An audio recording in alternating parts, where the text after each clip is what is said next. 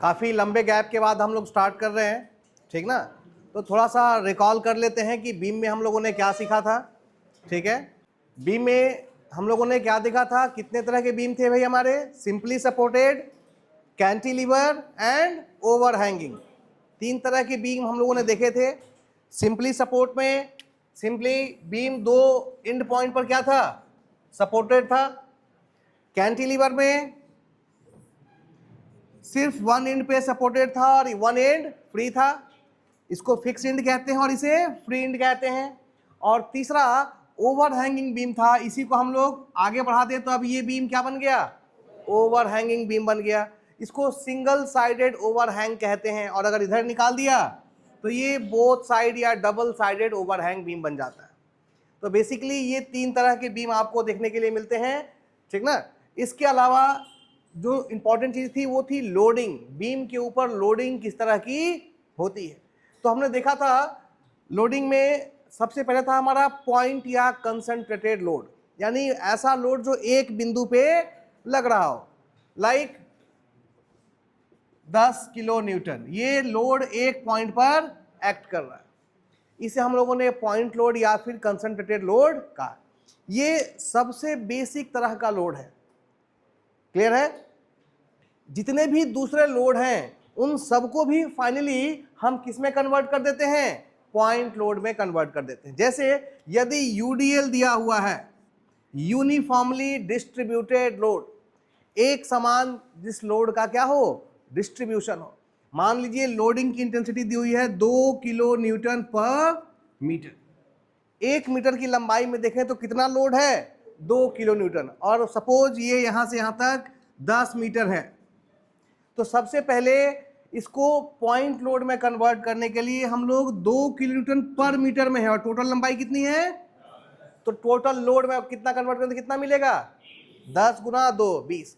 अब ये 20 लगेगा कहां पे, 20 बिल्कुल इस 10 मीटर के बीचों बीच, यानी यहां से 5 मीटर पे लगेगा, यहां पर लगा देंगे 20 किलो न्यूटन।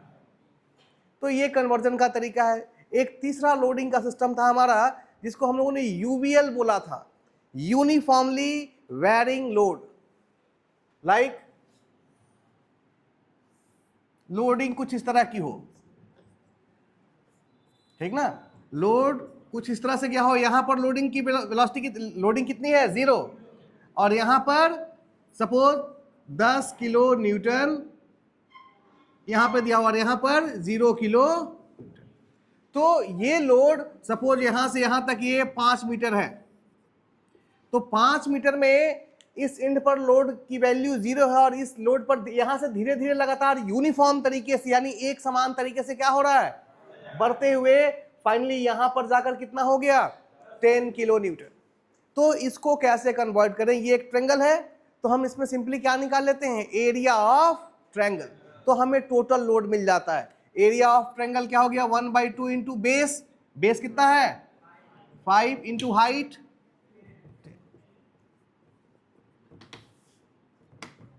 25 kilo Newton. यानी ये जो यूवीएल है ये कितने का है, 25 किलो न्यूटन का पॉइंट लोड बन गया। लेकिन ये पॉइंट लोड लगेगा कहां, ये अच्छा हमें नहीं पता किधर से लगेगा, लेकिन अगर हम सोच के देखें तो ये लोड किसके नजदीक होगा, इस भाग के नजदीक होगा कि इसके नजदीक होगा, इसके नजदीक होगा। अब जरा सोच के देखो, हम कहते हैं कि ये जो 25 किलो न्यूटन लगेगा यहां से 1/3 पे लगेगा और यहां से किधर कितना 2/3। अब जरा देखो, मान लो ये कितने मीटर है, 5 का 1/3 कितना आएगा, 5 बटा डिवाइड करो कितना आएगा 1.66, ठीक है। और 5 का 2/3 कितना आएगा, 10/3.34, ठीक है। अब जरा देखो, इस 5 मीटर में 3.34 मेजर करोगे, 3.34 तो लगभग यहां तक आएगा और 1.66 यहां आएगा, यानी ये 25 किलो का लोड कहां लगेगा, यहां से 1.66 मीटर इधर और यहां से 3.34 मीटर इधर। तो जब भी कभी आपको कंफ्यूजन हो कि ये पॉइंट लोड बनाने के लिए तो हमने एरिया निकाल लिया, अब ये लोड कहाँ पे लगेगा, बार बार कंफ्यूजन है कि 1/3 इधर से लें कि इधर से लें। तो हमेशा देखो 1/3 छोटा है ना, 2/3 से 1/3 क्या है, छोटा है।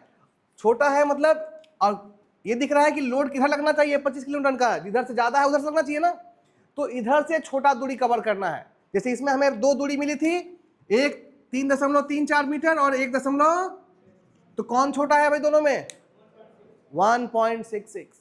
तो इधर से हमेशा कम दूरी पे लगेगा, ये चीज आपको दिख रही है। तो हम 1/3 इधर से लेंगे, जिधर हाइट है उधर से कितनी दूरी पे, 1/3। 1/3 किसका लेते हैं, पूरे बेस का, और अगर इधर से लगाना हो तो कितना, 2/3। तो ये तरीका था हमारा लोडिंग का।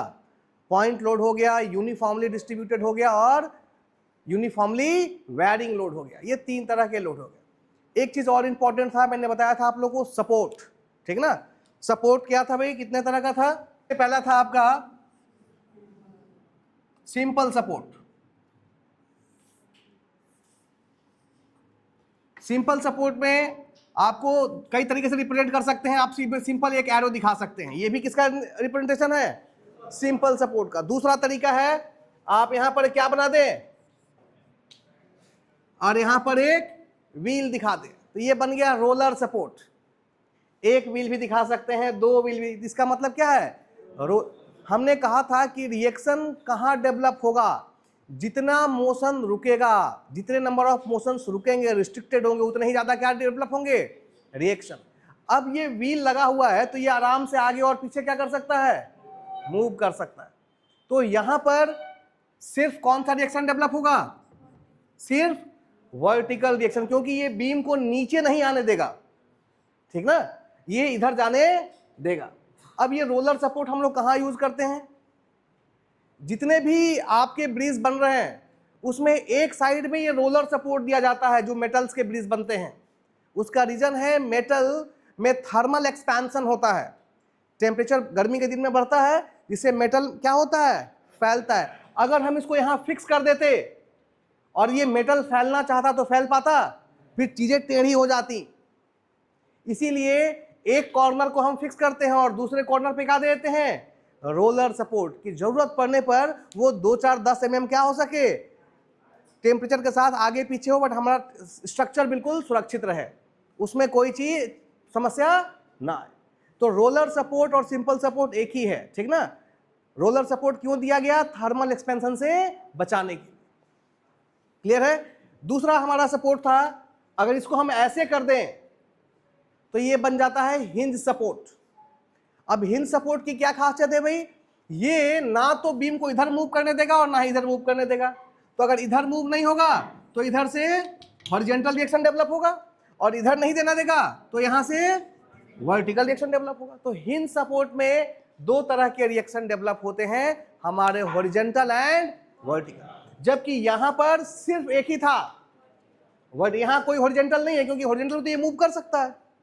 तो जिधर मोशन होगा उधर से कोई रिएक्शन, जहां मोशन रुकेगा वहां से आपका क्या मिलेगा, रिएक्शन। तीसरा हमारा जो सपोर्ट था वो फिक्स सपोर्ट था।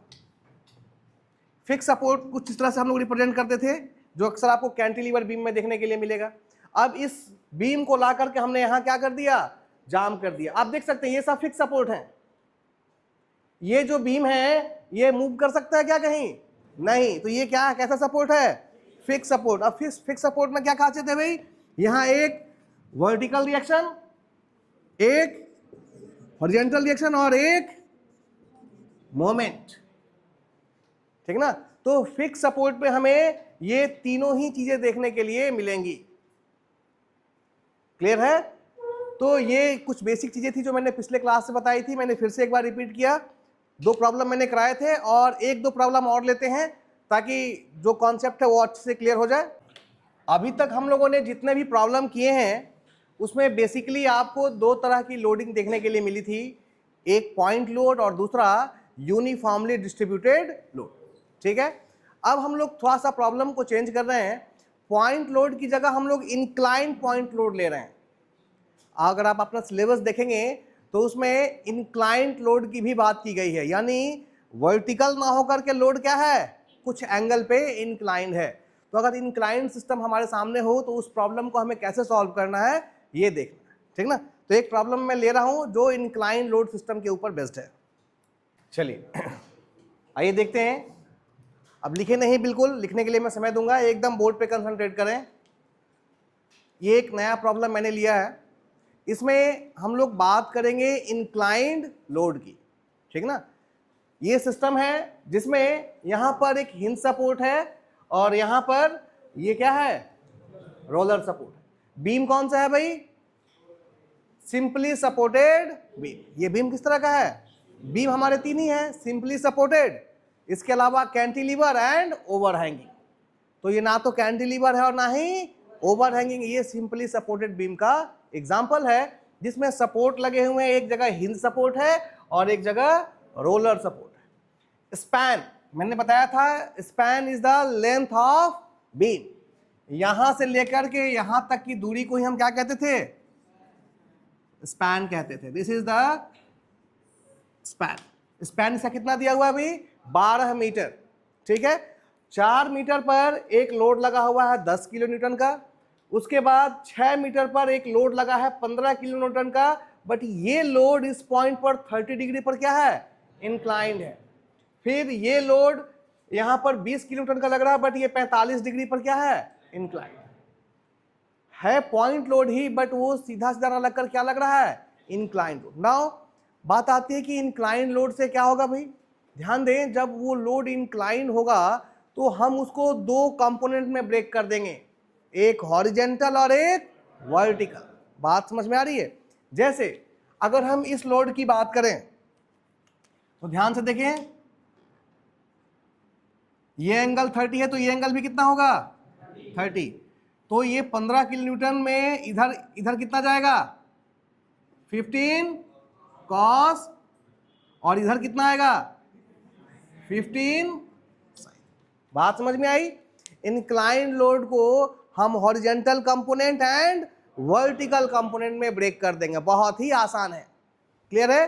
जैसे इसको लोड को हमने आगे बढ़ा दिया, अगर ये 30 था तो ये भी इक्वल एंड अपोजिट एंगल, ये भी 30 हो गया, 30 हो गया। तो अब आप इस फोर्स को क्या कर सकते हैं, रिजॉल्व कर सकते हैं। ये 15 किलो न्यूटन है तो इधर कितना होगा, 15 कॉस 30। जिस एक्सिस के साथ एंगल बनता है उधर कॉस लेते हैं और उसके अपोजिट साइड में क्या लेते हैं, साइन। ये हमने अलग से एक लेक्चर में आपको बताया है, रिजोल्यूशन ऑफ फोर्स। फोर्स को कैसे रिजॉल्व करें ये मैंने पहले सिखाया आपको। तो इधर 15 कॉस 30 और इधर कितना हो गया, सॉरी 15 कॉस 30 और इधर हो गया 15। सिमिलरली अगर आप इसको रिजॉल्व करें तो इसको भी आगे बढ़ाइए, ये 45 तो ये भी 45, इधर कितना हो जाएगा 20 कॉस 45 और इधर कितना हो जाएगा 20 साइन। इसका मतलब है यहां पर अब जो वर्टिकल लोड लगा था वो कितना है 20 साइन 45, और यहां जो वर्टिकल लोड लग रहा है वो कितना है 15 साइन 30। बात समझ में आ रही है। लेकिन इसके साथ ही साथ आपको दो हॉरिजेंटल फोर्सेस भी तो मिल गए, एक कौन सा मिला 15 कॉस 30 और दूसरा मिला 20 कॉस 45। ये किस डायरेक्शन में लग रहे हैं, हॉरिजेंटल डायरेक्शन में लग रहे हैं, ठीक ना। और क्यों भाई, ध्यान से देखेंगे, ये कौन सा सपोर्ट है, हिंज सपोर्ट। हिंज सपोर्ट का मतलब यहां रिएक्शन कौन सा होगा, वर्टिकल। कहां पर, वर्टिकल रिएक्शन एट ए। और हिंज सपोर्ट के बाद वर्टिकल के साथ साथ कौन सा रिएक्शन डेवलप होगा, हॉरिजेंटल भी डेवलप होगा, रिएक्शन एट ए। कौन सा भाई, हॉरिजेंटल। बात समझ में आ रही है ना। यहां पर रोलर सपोर्ट में कौन सा रिएक्शन डेवलप होता है, सिर्फ और सिर्फ vertical, reaction at B, vertical. यहां कोई हॉरिजेंटल रिएक्शन डेवलप नहीं होगा, क्लियर है। तो अब हमें आर ए निकालना है। अच्छा आर ए दो तरह के होंगे, हॉरिजेंटल एंड वर्टिकल। तो फाइनल आर ए निकालने के लिए हम इन दोनों का क्या निकालेंगे, रिजल्टेंट। एक तो हॉरिजेंटल हो गया, एक क्या हुआ, वर्टिकल। तो यहां पर चूंकि दो रिएक्शन है तो फाइनली हम इन दोनों का क्या ले लेंगे, रिजल्टेंट ले लेंगे, ठीक ना। तो रिजल्टेंट लेने का क्या तरीका है भाई, क्या तरीका है? मेथड ऑफ ट्रायंगल बताया था, मेथड ऑफ पैरेललोग्राम बताया था। इनको अगर हम रखें तो एक हो गया हमारा हॉरिजेंटल, ये आर ए एच, और यहां से जोड़ देते हैं किसको, आर वी वर्टिकल। तो इस ट्रायंगल को जो लाइक साइड क्लोज करेगा यही क्या दे देगा, इन दोनों का रिजल्टेंट दे देगा। ये मेथड ऑफ ट्रायंगल में सिखाया था, ठीक ना। तो ये रिजल्टेंट होगा इन दोनों का, ठीक है। रिजल्टेंट की वैल्यू कितनी होगी भाई, रूट अंडर आर बी का स्क्वायर प्लस आर एच का स्क्वायर। बात समझ में आ रही है? ये सब मेथड ऑफ ट्रायंगल में सिखला रखा है। अच्छा, दूसरा, ये रिजल्टेंट जो बना वो हॉरिजॉन्टल के साथ, मान लो ये एंगल कितना बना रहा है, थीटा, ठीक ना। हॉरिजॉन्टल के साथ कितना एंगल बना रहा है रिजल्टेंट, थीटा। तो टेन थीटा निकाल सकते हैं। टेन थीटा की वैल्यू कितनी होगी, यहां से देखिए यही थीटा है ना, हॉरिजॉन्टल के साथ बना रहा है थीटा, तो टेन थीटा कितना होगा, R B upon R H. यहां से आपको क्या मिल जाएगा, theta tan inverse R B upon R H. तो जहां पर क्या रहे, हिंज सपोर्ट रहे, तो हमें खास ध्यान रखना है, क्योंकि यहां पर हमें दो तरह के रिएक्शन मिलेंगे, vertical reaction as well as horizontal reaction, ठीक ना। तो अगर दो रिएक्शन है तो फाइनली हम उन दोनों का क्या ले लेंगे, रिजल्टेंट रिएक्शन ले लेंगे, और वो रिजल्टेंट हॉरिजॉन्टल के साथ कितना एंगल बना रहा है वो इस मेथड से हम लोग फाइंड आउट कर सकते हैं। क्लियर है इस सेक्शन में कैसे काम करना है और यहां पर कैसे काम करना है, बात समझ में आ रही है? अब रिएक्शन कैसे फाइंड आउट करें भाई, तो रिएक्शन फाइंड आउट करने के लिए हमने तीन बेसिक रूल्स दिए थे, जो मैंने आपको कहां पे सिखाया था, इक्विलिब्रियम ऑफ फोर्सेस में। पहला था, अगर कोई ये under action of this force, ये पूरा सिस्टम किस में है, इक्विलिब्रियम में है। इक्विलिब्रियम में है इसका मतलब है कि जितने भी हॉरिजॉन्टल फोर्सेस लग रहे हैं उनका नेट सम किसके बराबर होगा, जितने भी वर्टिकल फोर्सेस लग रहे हैं उन सबका नेट सम कितना होगा, और जितने भी मोमेंट लग रहे हैं किसी पॉइंट के अबाउट उन सबका नेट सम क्या होगा, जीरो। यही तीन रूल हैं जिनसे हम रिएक्शन किसी भी बीम में फाइंड आउट कर सकते हैं। पहला है summation of H is equal to zero. Summation का मतलब है जोड़, एल्जेब्रिक सम, जितने भी हॉरिजॉन्टल फोर्सेस हैं उन सबको ऐड करके किसके बराबर कर दें, zero, because the system is in equilibrium. System equilibrium में है तो सारे नेट फोर्स की वैल्यू क्या होगी, जीरो होगी। सेकेंड है summation of V is equal to, जितने भी वर्टिकल फोर्सेस लग रहे हैं उन सबके सम को किसके बराबर कर दें, जीरो। और तीसरा है moment about any point, summation of moment about any point. ये हमने यहाँ पे दिखाया है बट आप कोई भी पॉइंट ले सकते हैं, ठीक ना, ये भी किसके बराबर होगा, जीरो। तो ये वो तीन इक्वेशन है जिनकी मदद से हम लोग रिएक्शन को क्या करते हैं, फाइंड आउट करते हैं, ठीक है। तो ये चीजें मैंने पहले ही बताई थी, आज फिर से बता रहा हूं, और अब आप लोग इस प्रॉब्लम को सॉल्व करो, ठीक है। ध्यान दें, सबसे पहले summation of H is equal to zero, जो नेट हॉरिजॉन्टल फोर्स लग रहा है उसको क्या कर देंगे, जीरो। ध्यान दो, अगर आप ये यूज करते हो तो क्या मिलेगा, कितने हॉरिजॉन्टल फोर्स दिख रहे हैं, दो नहीं तीन दिख रहे हैं। सबसे पहले क्या दिख रहा है, आर ए। अच्छा ध्यान दो, आर ए इधर से लग रहा है तो आप इधर से उधर जाने वाले को पॉजिटिव और उधर से इधर आने वाले को कोई भी आप मान सकते हैं, इससे कोई फर्क नहीं पड़ता। तो इधर से इधर सबसे पहले क्या जा रहा है, आर ए एच हॉरिजॉन्टल, ठीक है, यहां लग गया। उसके बाद यहां पर इस डायरेक्शन में लग रहा है तो साइन क्या हो गया, माइनस, कितना लग रहा है भाई, 15 cos 30, इसका काम हो गया। उसके बाद यहां कितना लग रहा है, minus 20 cos is equal to zero. Clear है? अब आप देखिए इक्वेशन बन गया आपका, इसमें आप यहां पर cos 30 की वैल्यू कितनी होगी, √3/2, और cos 45 की वैल्यू 1/√2 पुट करेंगे तो आपको यहां से क्या मिल जाएगा, हॉरिजॉन्टल रिएक्शन की वैल्यू निकल जाएगी, ठीक है। सेकेंड केस हम इसको यूज करेंगे वर्टिकल के लिए, तो वर्टिकल कितने फोर्सेस लग रहे हैं, इसमें मैंने साइन कन्वेंशन बताया था, जो फोर्स नीचे से ऊपर जाए उसको हम लोगों ने क्या माना था, पॉजिटिव, और जो ऊपर से नीचे आया उसको क्या माना था, नेगेटिव।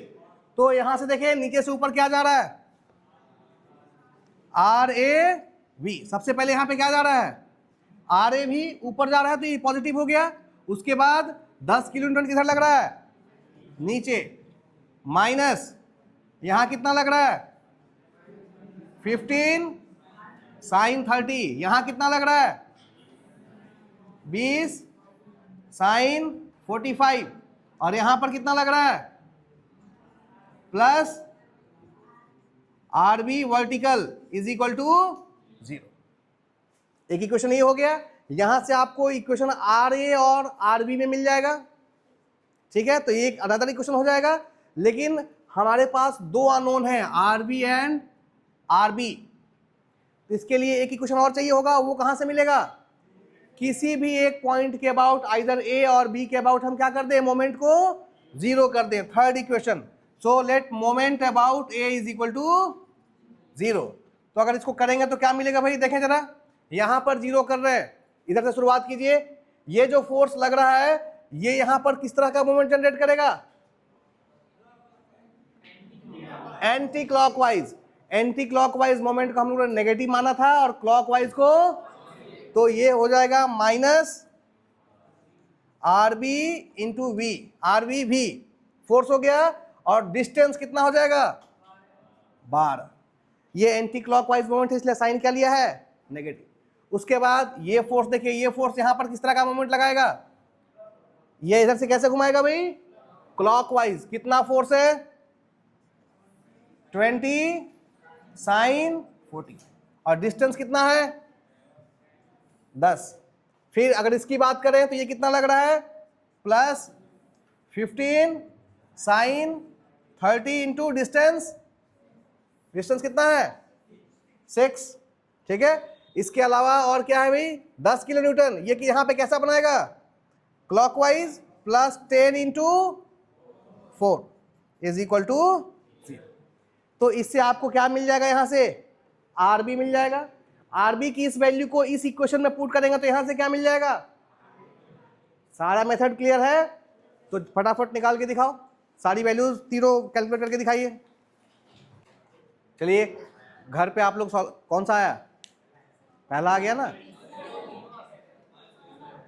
हाँ ठीक है, घर पे करेंगे, कैलकुलेटर लेके बैठेंगे तो सब आएगा, ठीक ना, क्योंकि इसमें कैलकुलेटर का यूज करना होगा। √3 की वैल्यू है, या आपके मोबाइल में साइंटिफिक कैलकुलेटर हो तो यूज कर सकते हैं, ठीक है। इसके अलावा देखें यहां पर दोनों ही हैं, वर्टिकल भी है और हॉरिजॉन्टल भी है। तो यहां पर हम लोग फाइनल क्या निकालेंगे, रिजल्टेंट। और रिजल्टेंट निकालने के लिए मैंने तरीका बताया था, क्या था, आर बी का स्क्वायर प्लस आर एच का स्क्वायर। तो जब करेंगे तो ये कितना आएगा 29.98, और साथ ही ये थीटा भी निकाला हुआ है, थीटा की वैल्यू 25.27 के आसपास आएगा, ठीक है ना। थीटा के निकालने के लिए बताया है R B upon R H. तो ये सारी चीजें आपको फाइंड आउट करनी है, और इसके लिए आपको रिजल्टेंट रिएक्शन निकालना है, क्योंकि यहाँ पर हिंज सपोर्ट है, यहाँ हॉरिजॉन्टल और वर्टिकल दोनों तरह के रिएक्शंस आपको देखने के लिए मिल रहे हैं। क्लियर है। तो चलिए अभी तक हम लोगों ने 3 प्रॉब्लम किए, जिसमें कि हम लोगों ने पॉइंट लोड देखा, उसके बाद यूनिफॉर्मली डिस्ट्रीब्यूटेड लोड देखा और इंक्लाइंड लोड देखा। और तीनों ही केस में हमने बीम कौन सा लिया है, सिंपली सपोर्टेड बीम। एक केस हमने ओवरहैंगिंग बीम का भी लिया था। प्रॉब्लम नंबर 2 जो कराया है वो ओवरहैंगिंग बीम का केस है, अगर ध्यान से देखेंगे तो, ठीक ना। अब एक प्रॉब्लम हम लोग ले रहे हैं कैंटिलीवर का, ठीक ना। देखते हैं कैंटिलीवर को कैसे सॉल्व करना है। Find the reaction.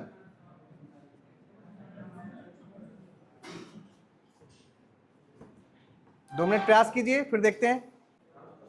चलिए बोर्ड पे देखते हैं, समय कम है। आइए कैंटिलीवर के प्रॉब्लम को कैसे सॉल्व करना है, एक प्रॉब्लम मैं करता हूं, घर पे आप लोग करेंगे, ठीक ना। तो कैसे कैंटिलीवर में हमें अप्रोच करना है ये देखना है। ध्यान देखें, कैंटिलीवर में सिर्फ एक साइड ही सपोर्ट है और दूसरा सिरा फ्री है। इस साइड बिल्कुल ये क्या है, फ्री है, इधर से कोई सपोर्ट नहीं है। सपोर्ट सिर्फ यहां पे है, और ये कौन सा सपोर्ट है, कौन सा सपोर्ट है भाई, फिक्स सपोर्ट। ध्यान रहे रिएक्शन तब निकाल पाएंगे जब आपको सपोर्ट की नॉलेज हो। अब अगर ये फिक्स सपोर्ट है तो आपको पता होना चाहिए कि फिक्स सपोर्ट पे कुल कितने रिएक्शन डेवलप होते हैं, 3। और मैंने ये बताया है कि ऐसा क्यों, क्योंकि ये 3 तरह के मोशन को रिस्ट्रिक्ट करता है फिक्स सपोर्ट। ये ना तो इस बीम को नीचे आने देगा, नीचे नहीं आने देगा तो वर्टिकल सपोर्ट डेवलप होगा। ये इस बीम को इधर मूव, हॉरिजॉन्टल डायरेक्शन में मूव नहीं करने देगा, इसलिए एक हॉरिजॉन्टल डायरेक्शन डेवलप होगा। और साथ ही ये जगह, ये सपोर्ट बीम को घूमने भी नहीं देगा, तो यहां पर क्या डेवलप होगा, मोमेंट डेवलप होगा। इसका मतलब फिक्स सपोर्ट में कुल 3 तरह के रिएक्शन डेवलप होंगे, ठीक ना। तो सबसे पहले हम लोग रिएक्शन को दिखाएंगे।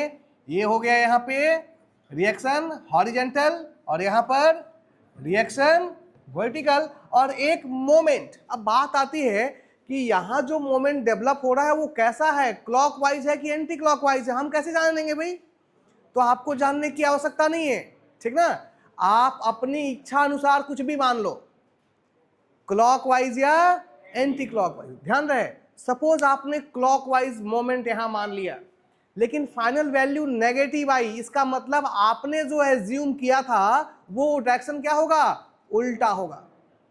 आपने क्लॉकवाइज मोमेंट लिया था लेकिन रिजल्ट क्या आ गया, नेगेटिव आ गया। इसका मतलब जो डायरेक्शन आपने माना था वो गलत है, उसका उल्टा होगा, यानी मोमेंट यहां क्या होगा, एंटी। और मान लीजिए आपने एंटी क्लॉकवाइज मान लिया और रिजल्ट पॉजिटिव ही है, इसका मतलब जो आपने माना है वो डायरेक्शन क्या है, बिल्कुल सही है। तो आपको चिंता नहीं करनी है कि हम यहाँ का मोमेंट क्या माने, क्लॉकवाइज या एंटी। सपोज मैं यहां मान लेता हूं कि यहाँ का मोमेंट क्या है, एंटी क्लॉकवाइज। बात समझ में आई। हमको अभी पता तो है नहीं, तो हमने मान लिया कि यहाँ का मोमेंट हम दिखा, इस तरह से एक साइन दिखा देंगे कि ये मोमेंट यहाँ पर मोमेंट एट 8 हमने क्या मान लिया, it is anti clockwise direction. अब हम सॉल्व करेंगे, फाइनली हम मोमेंट एट ए निकाल के देखेंगे। अगर moment at A positive value आती है, इसका मतलब जो डायरेक्शन हमने माना था मोमेंट का वो बिल्कुल सही है। लेकिन यदि मोमेंट निकालने के बाद वैल्यू नेगेटिव आ गई, इसका मतलब जो मैंने एज्यूम किया था डायरेक्शन वो गलत है। अगर हमने एंटी क्लॉकवाइज लिया था और वैल्यू नेगेटिव आ रही है, इसका मतलब है कि यहां पर डायरेक्शन मोमेंट का क्या होगा, क्लॉकवाइज। क्लियर है। तो ये 3 तरह के रिएक्शन डेवलप हुए और इन्हीं तीनों को हमें क्या करना है, फाइंड आउट करना है इन केस ऑफ कैंटिलीवर। शुरुआत करते हैं। सबसे पहले देखें, summation of H is equal to 0। जितने भी हॉरिजॉन्टल फोर्सेस हमको क्या कर देंगे, 0। कितने हॉरिजॉन्टल फोर्स दिख रहे हैं भाई, एक दिख रहा है, ये है तो है ना। So RH is equal to 0। That is यहां पर जो हॉरिजॉन्टल फोर्स है उसकी वैल्यू कितनी है, 0। इसका मतलब कोई हॉरिजॉन्टल फोर्स यहां नहीं लग रहा है। Second equation, summation of V is equal to 0। जितने भी वर्टिकल फोर्सेस हैं उनका नेट सम किसके बराबर कर देना, 0। देखें जरा कितने वर्टिकल फोर्सेस हैं भाई, कितने हैं, शुरुआत करें। आरबी क्या हो गया, पॉजिटिव। और यहां देखिए यूडीएल है 16 का, ठीक ना। कितने दूरी में है, 2, तो कुल कितना हुआ, आइए 32 किधर लगेगा, नीचे, -32। उसके बाद -20, इसके बाद -12, उसके बाद -10। सारे हॉरिजॉन्टल फोर्स इन सबका सम किसके बराबर होगा, तो यहां से आपको क्या निकल जाएगा भाई, आरबी। तो जरा देखिए कितना आएगा, 32 और 20, 52, 62, 74। आरबी इज इक्वल टू, निकल गया, हॉरिजॉन्टल निकल गया और वर्टिकल निकल गया। अब हमें क्या निकालना है भाई, मोमेंट। मोमेंट हमने अपने मन से मान लिया है कि मोमेंट एट ए क्या है, एंटी क्लॉकवाइज। ठीक है, तो चलिए 0 करते हैं। Moment at A is equal to, summation of moment at A is equal to कितना कर दिया हमने, 0 कर दिया। बात समझ में आ रही है। चलिए ए पर मोमेंट को 0 करते हैं। शुरुआत इधर से करिए, फोर्स 10 और दूरी 4, ये किधर घुमाएगा, क्लॉकवाइज। तो 10 गुने 4, 40। इसका साइन क्या रहेगा, पॉजिटिव। ठीक है, उसके बाद ये 12 गुना प्लस 12 गुना 3, क्लियर है। उसके बाद 20 गुना, ये भी पॉजिटिव रहेगा। उसके बाद यूडीएल की बात करेंगे तो यूडीएल का टोटल लोड कितना है भाई, 32, और यहां से कितनी दूरी पे लग रहा है, 1 मीटर पे लगेगा, तो 32 गुना 1, पॉजिटिव की नेगेटिव, पॉजिटिव, ये भी क्लॉकवाइज घुमाएगा, प्लस 32 गुना 1।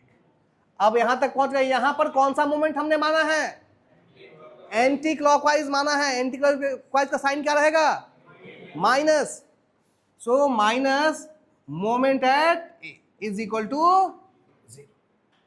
तरीका समझ में आया।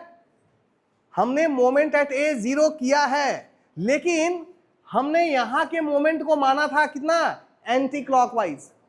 तो एंटी क्लॉकवाइज यहां पे मोमेंट हमने, तो यहां पर हमने moment at A is equal to क्या कर दिया, टोटल मिलाकर 0 कर दिया। ठीक है, अब जरा निकालें, ये कितना हो गया, 40 प्लस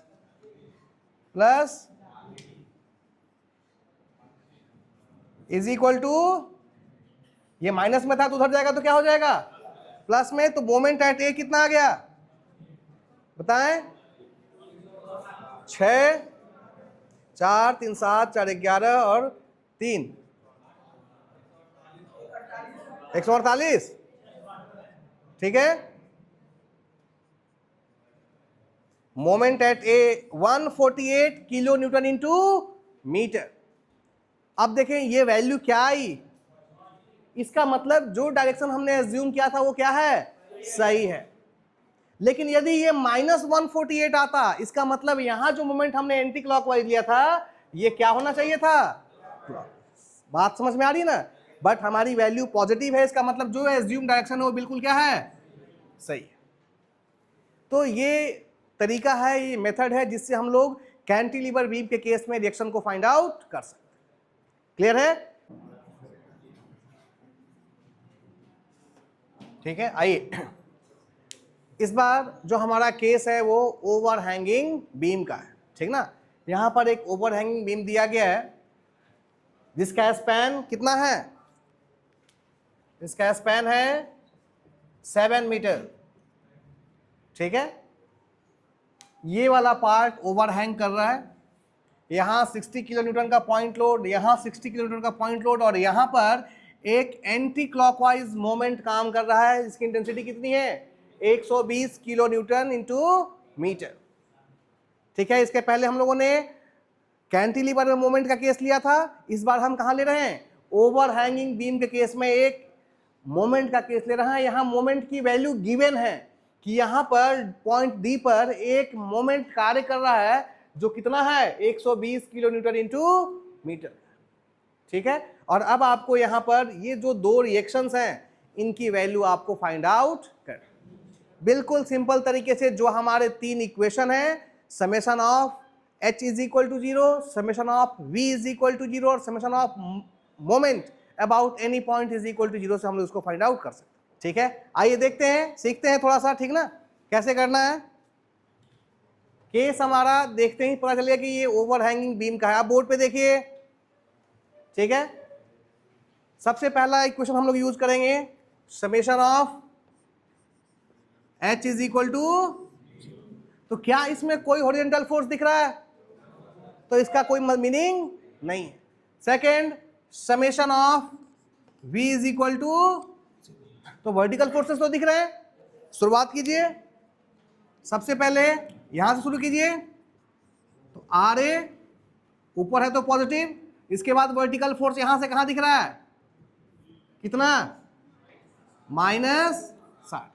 इसके बाद आगे गए तो बी पे दिख रहा है vertical force plus R B, उसके बाद आगे गए तो ये फिर यहां ऊपर से नीचे दिख रहा है minus is equal to, so यहां से आपको मिल गया R A plus R B is equal to, इसे हमने इक्वेशन 1। क्लियर है। दूसरा, अब आर ए आर बी निकालने के लिए 2 अननोन है तो एक इक्वेशन और चाहिए होगा। ठीक ना, तो वो हम लोग कहां से लेंगे, मोमेंट समेशन ऑफ मोमेंट किसी पॉइंट, सपोज ए के अबाउट हम क्या कर रहे हैं, मोमेंट अबाउट ए को हमने कितना कर दिया, 0 कर दिया। ठीक है, चलिए ए के अबाउट मोमेंट को 0 करें आप, यहां पर मोमेंट निकालिए सबसे पहले इसकी वजह से, तो फोर्स कितना है 60 और डिस्टेंस कितना है 60 × 7 प्लस की माइनस, प्लस, क्योंकि ये कैसे घुमाएगा क्लॉकवाइज 60 × 7। उसके बाद ये फोर्स है आरबी, ये किधर घुमाएगा भाई, तो साइन हो जाएगा, और डिस्टेंस 6। उसके बाद फोर्स ये आएगा, ये किधर घुमाएगा, तो प्लस 60 × 4। इसके बाद अच्छा है, अब देखिए सीखने वाली जगह यहीं पे है, डी पे एक एंटी क्लॉकवाइज मोमेंट काम कर रहा है, और एंटी क्लॉकवाइज मोमेंट का साइन क्या होगा भाई, माइनस, तो साइन हो गया। ध्यान दें, ये डी पे लग रहा है लेकिन इसका इफेक्ट ए पे भी तो एंटी क्लॉकवाइज ही होगा, बात समझ में आ रही है। तो डी पर कितने का लग रहा है, ध्यान दे, इसमें क्या था, ये 60 × 4 था, ये क्लॉकवाइज था। यहां पर क्या किया गया, यहां कोई फोर्स होगा और उससे मल्टीप्लाई करने पर ये कितना आ रहा था, तो ये सीधा सीधा इसने फोर्स ना लिख के सीधा सीधा किसकी वैल्यू लिख दी, मोमेंट की वैल्यू लिख दी, क्योंकि इसमें देखिए किलो न्यूटन इंटू क्या है, मीटर है। तो ये डी पे 120 का एंटी क्लॉकवाइज लग रहा था, इसलिए साइन हो गया माइनस, और वैल्यू हो गई 120, क्योंकि ये -120 यहां पर जो इफेक्ट होगा वो भी कितना होगा, -120 ही होगा। तो हम मोमेंट एट ए निकाल रहे थे ना, तो इसकी वजह से भी मोमेंट यहां कितना आएगा, -120 किलो न्यूटन इंटू, सारे फोर्सेस का हमने फोर्स इंटू डिस्टेंस मल्टीप्लाई किया, लेकिन यहां पर ऑलरेडी मोमेंट ही दिया हुआ है, तो ये मोमेंट यहां पर कितने का लग रहा होगा, 120 किलो न्यूटन इंटू मीटर, और इसका डायरेक्शन क्या है भाई, एंटी, तो इसलिए साइन हो गया माइनस, और वैल्यू हो गई 120 इज इक्वल टू 0। नाउ ये कितना हो गया,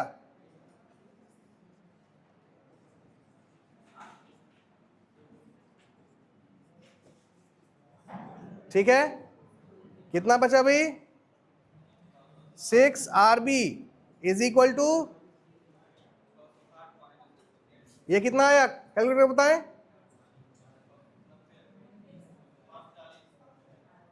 540,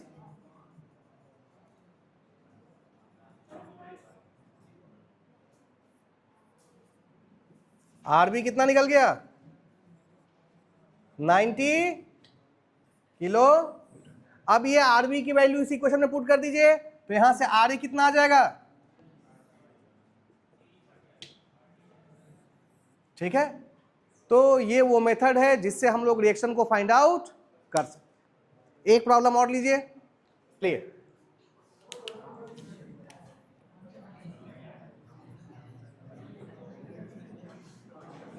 ठीक है। आए देखें, इस बार जो प्रॉब्लम मैंने लिया है ये दिख रहा है यहां पर, किसका प्रॉब्लम है, UVL यूनिफॉर्मली वेरिंग लोड, ठीक ना। इसमें UVL भी है, इसमें यूनिफॉर्मली डिस्ट्रीब्यूटेड लोड यानी UDL भी है, और साथ में पॉइंट लोड भी है। और ये बीम कैसा है भाई, ओवर हैंगिंग, सिंपली नहीं है, देखिए ये पार्ट झूल रहा है, ठीक ना। तो ये ओवर हैंगिंग बीम का केस है, आपको reaction A and B find out करना है। चलिए करें, कैसे सॉल्व करना है, फिर से मेथड वही है, बट ध्यान ये रखना है कि यहां पर आपको किसके साथ डील करना है, यूनिफॉर्मली वेरिंग लोड। सबसे पहले इसी को पकड़ें, इसको हमें पॉइंट लोड में कन्वर्ट करना पड़ेगा, ठीक ना। तो पॉइंट, ध्यान से देखें बोर्ड पे, लिखे नहीं, सबसे पहले हमें इसे किसमें कन्वर्ट करना होगा, पॉइंट लोड। तो पॉइंट लोड में कन्वर्ट करने के लिए हम इसका एरिया निकाल लेते हैं। तो 1/2 इंटू बेस, बेस कितना है, इंटू हाइट 40, कितना आ गया, यानी अगर आप इस लोड को कन्वर्ट करेंगे तो इसका एरिया निकालेंगे, क्षेत्रफल निकालेंगे, तो ये आ जाएगा 30 किलो न्यूटन। अब ये 30 किलो न्यूटन का पॉइंट लोड बन चुका है। उसके बाद हमें देखना है कि ये पॉइंट लोड तो बन गया, लेकिन ये लगेगा कहाँ। तो हमने बताया था कि इधर से 1/3 पे और इधर से देखेंगे तो 2/। तो मान लो हम इधर से देखना चाहते हैं तो पूरा बेस कितना है 1.5, उसके कितने पे लग रहा होगा 1/3 ऊंचाई के तरफ से। तो 1/3 गुना कितना बेस है भाई, इतने पे लग रहा होगा। इसको सॉल्व करेंगे तो कितना आएगा, यानी B से 0.5 पे लग रहा होगा। कौन कौन लग रहा होगा 30 किलो। हाँ जी समझ में है। B से 0.5 पर 30 किलो न्यूटन काम कर। अब कोई मतलब नहीं है कि UDL है कि UVL है, सब गायब। हमने पॉइंट लोड में कन्वर्ट कर लिया, हमारा काम। अब फिर से हमारा बेसिक इक्वेशन, सबसे पहले summation of H is equal to 0। क्या कोई हॉरिजॉन्टल फोर्स दिख रहा है, इसका कोई मतलब नहीं। दूसरा है summation of V is equal to, सारे वर्टिकल फोर्सेस का योग किसके बराबर कर दें। आइए देखते हैं कितने हैं। शुरुआत इधर से करो, RA ऊपर, उसके बाद -30 नीचे, उसके बाद देखो यहां से यहां तक UDL है।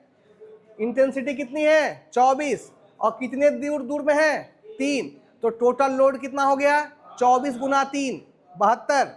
अब ये 72 कहाँ लग रहा होगा, इस 3 के बिल्कुल बीचों बीच, यानी यहां से 1.5 72 किलो। बात समझ में आ गई। तो ये सब -72 क्लियर हो गया। उसके बाद कौन आ रहा है +RB -30 is equal to UVL का कितना है 30। तो यहां से निकालेंगे RA + RB is equal to 30 30 60 और 72 200 नहीं। ये हमारा क्या बन गया इक्वेशन नंबर 1। अब दूसरा इक्वेशन निकालने के लिए हम क्या करेंगे, मोमेंट को 0 कर। हाँ जी कुछ डाउट है मन में,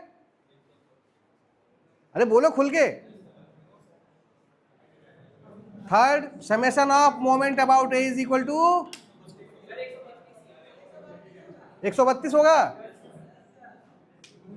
ठीक है जी, शंका दूर हो गई, कोई बात नहीं, आ जाओ। अब हम क्या 0 कर देंगे मोमेंट। यहां पर मोमेंट को हमने 0 कर दिया। शुरुआत उधर से करो। सबसे पहले कौन सा फोर्स लग रहा होगा 30। तो 30 इंटू 30 की दूरी कितनी है 1 1 2 3 5 5.5 है। यहां से 0.5 पे काम कर रहा है ना, तो टोटल डिस्टेंस कितना हो गया 5.5। इसके बाद कौन सा लोड आएगा RB, साइन क्या हो जाएगा -RB इंटू डिस्टेंस कितना हो जाएगा 5। RB से कितनी दूरी है 5, और ये किधर घुमाएगा एंटी क्लॉकवाइज, इसलिए साइन क्या हो गया।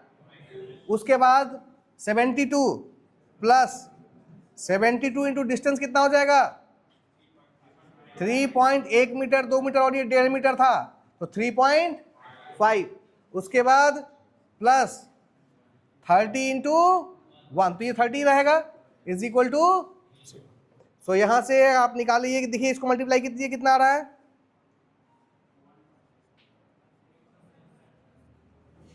165। ये इसको मल्टीप्लाई कीजिए, ये बताइए कितना आ रहा है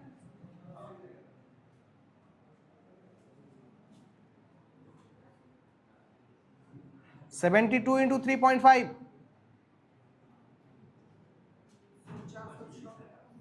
406।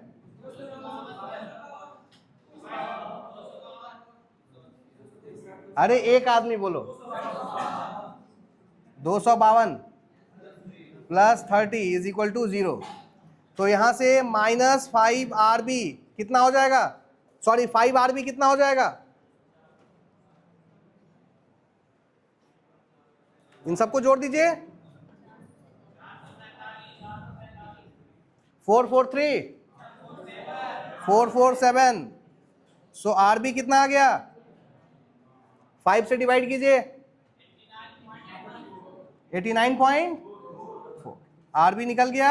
ये वैल्यू हम यहां पुट कर देंगे। अरे 132 में से 89 माइनस करो,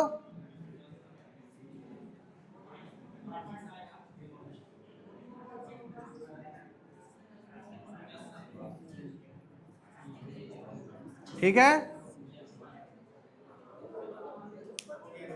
हाँ 42 आना चाहिए, ठीक है। चलो उससे मतलब नहीं है, 41 42 मेथड समझ में आया। तो आज हम लोगों ने सारे बीम को फिर से देखा, सारे सपोर्ट को फिर से देखा, हर तरह की लोडिंग को देखा और हर तरह की लोडिंग को हमने सॉल्व भी किया है, ठीक ना।